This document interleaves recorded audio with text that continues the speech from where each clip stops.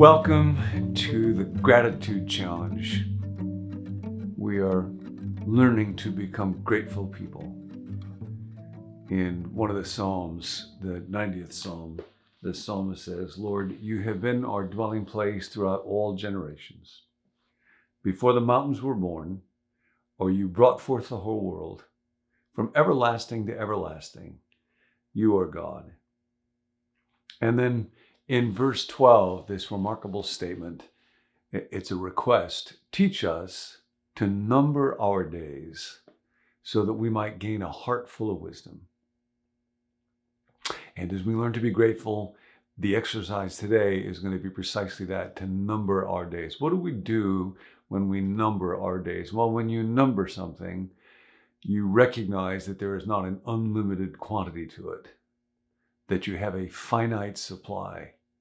And that's true above all other things with time. We just have this one life, and one day comes, and this day right here will not come again. It could be filled with what is noble and glorious. It could be filled with difficulty or suffering. You could fill it with gratitude for each breath, for every conversation, for every gift, or with ingratitude or complaint, but it will never come back again. And so we need to learn to number our days so that we gain a heart of wisdom. Jamie Kurtz is a researcher at James Madison University. Fascinating study. Found that when college students were asked to reflect on the end of their college experience, if they were to focus on the fact that it's going to be limited, that the end will come relatively soon, not only did they experience more gratitude for this time because they recognized the worth and the goodness of it, they actually spent their time more wisely. They were more likely to engage in activities with friends or things that filled them up with joy. Teach us to number our days. There was a book and then a one-man stage play that I saw years ago by the actor Billy Crystal, and it was called 700 Sundays. Teach us to number our days. This is what he writes. This is how he ends the beginning of the book. He's talking about his father. "My father worked so hard for us all the time. He held on 2 jobs, including weekend nights. The only day we really had with him alone was Sunday. Sunday was the day my 2 brothers and I got to put on a show and make them laugh, go to the boardwalk in Long Beach in New York, play skee ball or fascination, go to the batting cage, play baseball, go bowling or to the movies, or even a Broadway show. Sunday night was our night to go to eat together. We'd always go out for Italian food or Chinese food because on Jewish nights, Jewish people are not allowed to eat their own food. It's in the Talmud. On the 7th day, God rested and went to the Twin Dragons for dinner because he loved ribs." That's Billy Crystal. And he writes about how Dad would come in at like 3 or 4 in the morning on a Sunday morning after working all weekend. Just as the sun came up, I would tiptoe over to their door just a little, and there they would be, Mom and Dad, lying there looking so quiet, so peaceful together. And I would sit in the doorway, waiting for him to wake up, just to see what we were going to do together that day. I couldn't wait for Sundays. I couldn't wait for Sundays. He died suddenly when I was 15. I once calculated that I had roughly 700 Sundays. That's it. 700 Sundays. Not a lot of time for a kid to have with his dad. Teach us to number our days.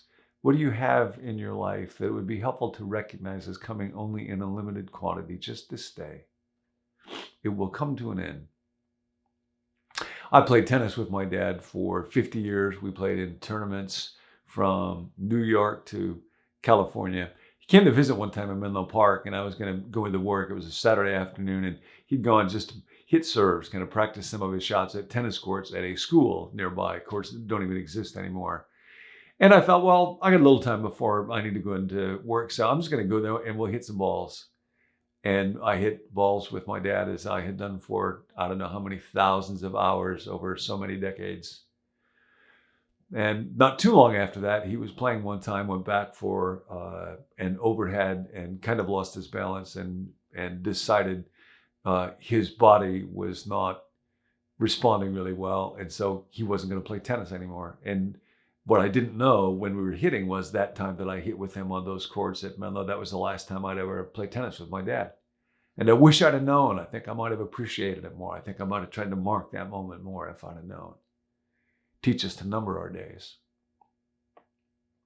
We could still play golf, and we did that for quite a few more years. And then one time we were playing on the golf course in Laguna Woods near where my parents lived. And we got to about the 13th hole, and he was troubled by that time, pretty seriously by the cavernoma that would eventually take his life. And when we hit the 13th hole, he just decided, nah, I think that's it for today. I think I won't play anymore today. And so that was the end of the round. And what I didn't know was that that was the last time we would ever play golf together. And I wish I'd have known, because I think I would have marked the moment. I think I would have treasured it a little bit more. Teach us to number our days. 35 years ago or so, I was in Whittier one time, and we were staying with Nancy's mom and dad, Alan Verna, and I took Laura to see a movie. Interestingly, recently somebody asked at a dinner party where I was, what's your favorite Disney princess? And I had an immediate response, Snow White. And it's because of that day 35 years ago when I took our oldest daughter to see her very first movie. And it was a Disney movie. And you kind of forget when you're a parent till you take your kids how scary that movie can be. And the Wicked Witch is kind of a scary character. And so I was sitting with Laura. She got quite emotional for a moment. And then she began to sing a song, Snow White did, Someday My Prince Will Come. And I thought about this, tiny little red-haired moppet sitting in that chair next to me. And all of a sudden, it kind of caught me off guard that someday this little girl who right now just adores her mom and dad is going to grow up. And someday, maybe, her prince will come. It's an odd thing in Disney movies. I don't know if you ever thought about this. You might remember Snow White got married to Prince Charming. Sleeping Beauty got married to Prince Charming. Cinderella got married to Prince Charming. You got to wonder what's up with Prince Charming. Anyway, Laura eventually grew up. And, I used to think when she was real little, when it's time for the prince, let's let daddy decide who the prince should be. But Laura decided. She did a way better job of it than I could. And I'm really glad for the way she grew up and really glad for that person in her life. But I think about how wonderful it would be to be able to go back to that day, but I can't. Teach us to number our days. I think now, when I would do this exercise that we're going to do right now, is you might think about something in your life that is limited, time limited, to help you value it, to help you appreciate it, because we're learning to be grateful, because we have a problem seeing the value in the goodness of life. Teach us to number our days. A little baby comes, and I get to hold that little body. And, the smell of a little baby, I don't know why it's such a sweet thing. And the feeling of that skin and that sense that you get when they fall asleep on your chest, that it's like somehow they just trust you and they just abandon themselves to you. And maybe it's because that's a picture of the way that God intends for us to live. But it's such a wonderful thing, and it doesn't last. It's a good thing it doesn't last, but once it's gone, it's gone. Teach us to number our days. So this is the invitation for you now. And if you're doing a gratitude journal, you can get that out now or sometime later on today. If you're not, you can just do this in your mind right now for a few moments. This is from Robert Emmons' book, Gratitude Works, where he talks about journaling. When people believe that a positive life event is about to end, they are more likely to appreciate it. A sense of now or never can impel us to make the most of every day. So now in this exercise, you can begin to do it now, or when you get your journal out to write in it. Choose an activity, an event, an experience, or relationship that may be ending soon. Keep in mind that you only have a short amount of time left to spend on doing this thing or being with this person. Teach us to number our days. Maybe it's a job that you get to do, or a class in which you get to learn, or a team to which you get to contribute, or a particular place where you get to live. This chapter of your life will end soon. Try to select an experience in which you have maybe between 1 and 3 months remaining.